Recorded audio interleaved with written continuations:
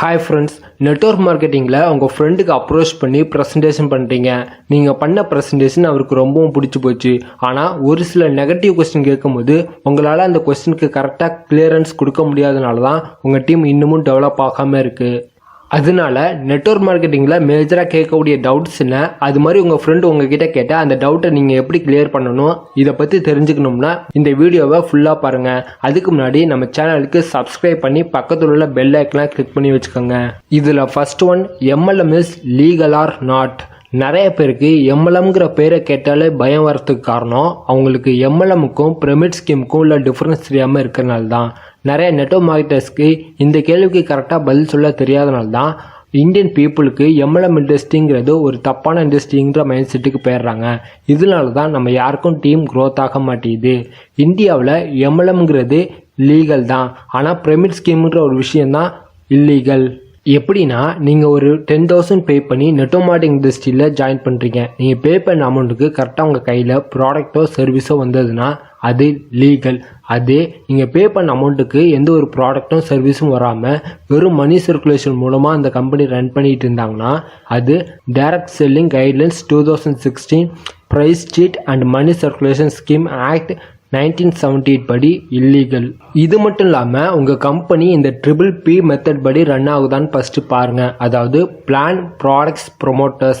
நீங்கள் network marketing இண்டஸ்ட்ரியிலேருந்து 10 கோடி ரூபா கூட சம்பாதிக்கலாம். ஆனால் அந்த 10 கோடி எப்படி சம்பாதிக்கிறதுன்னு உங்கள் கம்பெனிக்குன்னு ஒரு பிஸ்னஸ் பிளான் இருக்கணும். நெக்ஸ்ட், உங்கள் கம்பெனிக்குன்னு agriculture product, cosmetic products, health care products, electrical products, educational products, FMCG products, இது மாதிரி நிறைய ப்ராடக்ட் இருக்கலாம். ஆனால் இந்த ப்ராடக்ட்ஸ் எல்லாத்துக்கும் maximum retail price, distributor price, incentive price or purchase value, இது மாதிரி வேல்யூஸ் ஏதாவது இருக்கணும். நெக்ஸ்ட், உங்கள் கம்பெனி ப்ராடக்ட்ஸை ப்ரொமோட் பண்ணுறதுக்குன்னு உங்கள் கம்பெனி டிஸ்ட்ரிபியூட்டர்ஸ் மூலமாக தான் ப்ரொமோட் பண்ணணும். டிவி, நியூஸ் பேப்பர் இது மூலமாக ப்ரொமோட் பண்ணக்கூடாது.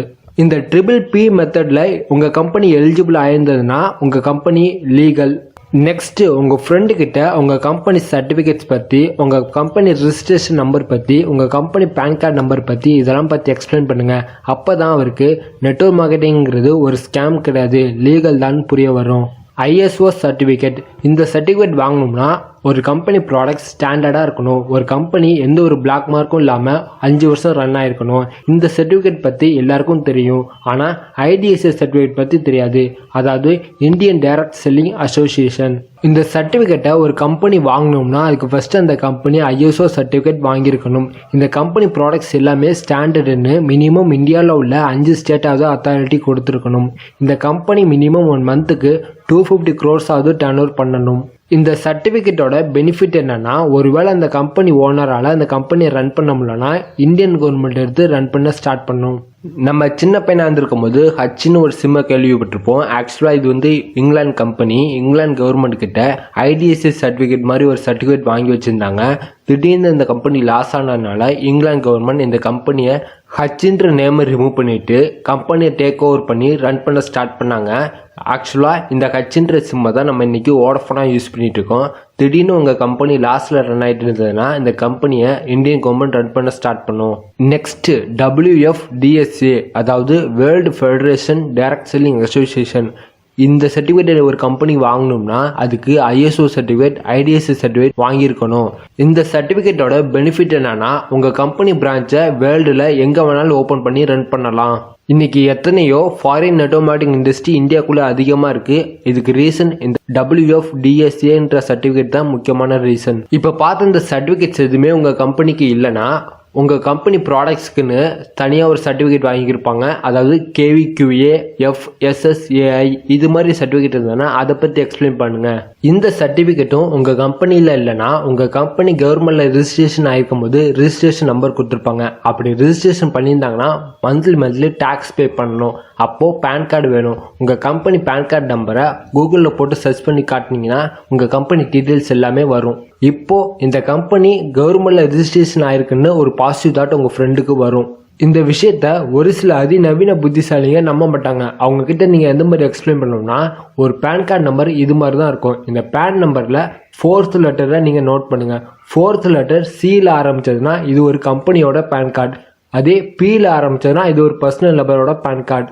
நெக்ஸ்ட் 5th லெட்டரை நோட் பண்ணுங்க. இந்த 5th லெட்டர் ஒரு கம்பெனி நேமோட ஃபர்ஸ்ட் லெட்டரா இருந்ததுன்னா இது ஒரு கம்பெனியோட பேன் கார்டு. அதே ஒரு பர்சனல் நேமோட ஃபர்ஸ்ட் லெட்டரா இருந்ததுன்னா இது ஒரு பர்சனல் நபரோட பேன் கார்டு. இந்த விஷயத்த உங்க பேன் கார்டு எடுத்து நீங்க செக் பண்ணி பாருங்க. இது மாதிரி நீங்க கிளியரா எக்ஸ்பிளைன் பண்ணா MLMங்கிறது இல்லீகல் கிடையாது, லீகல்னு உங்க ஃப்ரெண்டுக்கு புரிய வரும். செகண்ட் ஒன், நெட்டோ மார்க்கெட்டிங் ப்ராடக்ட்ஸ் எல்லாமே நல்ல ப்ராடக்டாக இருக்கும்னு நான் எப்படி நம்புறதுன்னு ஒரு சில பேர் கேட்பாங்க. இந்த கொஸ்டினுக்கு நீங்கள் கொஸ்டினாகவே ரிப்ளை பண்ணுங்க. எப்படின்னா, உங்கள் ஃப்ரெண்டு யூஸ் பண்ணிட்டு இருக்க சோப்போட TFM பற்றி கேளுங்க, அதாவது டோட்டல் ஃபேட்டி மேட்டர். இந்த கொஸ்டினுக்கு 99% பீப்புளுக்கு ஆன்சரே தெரியாது.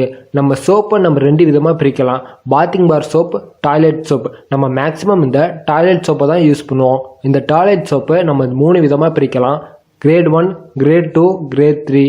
TFM 75% மேலே இருந்தால் அது கிரேட் 1, 70லேருந்து 75%குள்ளே இருந்தால் அது கிரேட் 2, 70% கீழே இருந்தால் அது கிரேட் 3. இதில் கம்மியான கெமிக்கல் யூஸ் பண்ணி மேனுஃபேக்சரிங் பண்ணுற கிரேட் 1 சோப்பை நம்மள பல பேர் கம்மியாக தான் வாங்கி யூஸ் பண்ணிட்டு இருக்கோம். டிவியில் அட்வர்டைஸ்மெண்ட் பார்த்துட்டு அதிக கெமிக்கலில் தயாரிக்கப்படுற கிரேட் 3 சோப்பை தான் நம்ம பல பேர் வாங்கி யூஸ் பண்ணிட்டு இருக்கோம். இந்த விஷயத்த சோப்பை மேனுஃபேக்சரிங் பண்ணுறவங்க சோப்போட கவர்ஸில் மென்ஷன் பண்ணுறாங்க, ஆனால் டிவியில் அட்வர்டைஸ்மெண்ட் பண்ணுறவங்க இந்த விஷயத்த மென்ஷன் பண்ணுறது கிடையாது. இந்த TFM பற்றி நீங்கள் நிறையா விஷயம் தெரிஞ்சுக்கணும்னா கூகுளில் சர்ச் பண்ணி பாருங்கள். ட்ரெடிஷ்னல் மார்க்கெட்டிங்க்கும் நெட்வொர்க் மார்க்கெட்டிங்க்கும் உள்ள டிஃப்ரென்ஸ் என்னென்னா, நீங்கள் யூஸ் பண்ணுற ப்ராடக்ட் மூலமாக உங்களுக்கு ஒரு சைடு எஃபெக்ட் வருது, அதனால இந்த ப்ராடக்டை நீங்கள் பேன் பண்ணணும்னு நினைக்கிறீங்க. ஆனால் ட்ரெடிஷ்னல் மார்க்கெட்டிங்கில் இந்த ப்ராடக்டை உங்களால் பேன் பண்ண முடியாது, ஆனால் நெட்வொர்க் மார்க்கெட்டிங்கில் பேன் பண்ண முடியும். ஏன்னா ட்ரெடிஷ்னல் மார்க்கெட்டிங்கில் நீங்கள் யூஸ் பண்ண ப்ராடக்ட் டூப்ளிகேட் ப்ராடக்டாக கூட இருக்கலாம். நெட்வொர்க் மார்க்கெட்டிங்கில் டூப்ளிகேட் ப்ராடக்டே இருக்காது. நெட்வொர்க் மார்க்கெட்டிங் ப்ராடக்டை யூஸ் பண்ணுற மூலமாக உங்களுக்கு ஏதாவது ஒரு சைடு எஃபெக்ட் வந்திருக்குன்னு நீங்கள் ப்ரூஃப் பண்ணால் போதும், அந்த ப்ராடக்டை உங்களால் பேன் பண்ண முடியும். இது மட்டும் கிடையாது, அந்த ப்ராடக்டை நீங்கள் பேன் பண்ணதுனால அந்த கம்பெனி மூலமாக உங்களுக்கு ரிவார்ட்ஸ் அண்ட் அவார்ட்ஸும் வரும். இந்த ட்ரெடிஷ்னல் மார்க்கெட்டிங்க்கும் நெட்வொர்க் மார்க்கெட்டிங்க்கும் உள்ள டிஃப்ரென்ஸ் பற்றி தெரிஞ்சுக்கணும்னா டிஸ்கிரிப்ஷனில் வீடியோ லிங்க் கொடுத்துருக்கேன், மறக்காமல் கிளிக் பண்ணி பாருங்கள். இது மாதிரி உங்கள் ஃப்ரெண்டு யூஸ் பண்ணிட்டு இருக்க ப்ராடக்ட்ஸ் பற்றி அவருக்கே தெரியாத சில விஷயங்கள் பற்றி நீங்கள் சொன்னீங்கன்னா நெட்டோ மார்க்கெட்டிங் ப்ராடக்ட்ஸ் மேலே அவருக்கு நம்பிக்கை வரும்.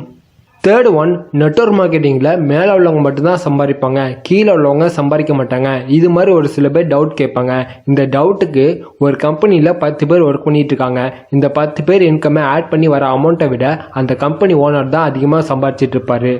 என்னதான் இந்த 10 பேர் ஒரு ப்ரொமோஷன் வச்சு பண்ணி அதிகமாக பணம் சம்பாதிக்கணும்னு ஒரு கோலை ஃபிக்ஸ் பண்ணி மோட்டிவேட்டடாக ஒர்க் பண்ணிட்டு இருந்தாலும் இந்த இடத்துல ஒருத்தரால் மட்டும்தான் அந்த ப்ரொமோஷன் அச்சீவ் பண்ண முடியும்.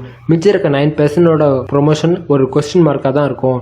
ஜாப் மூலமாக ஒரு ப்ரொமோஷன் அச்சீவ் பண்ணி உங்கள் சேலரியை இன்க்ரிமெண்ட் பண்ணியிருந்தாலும் இந்த இடத்துல உங்கள் ஒர்க்கிங் டைமே இன்க்ரீஸ் ஆகிருக்கு.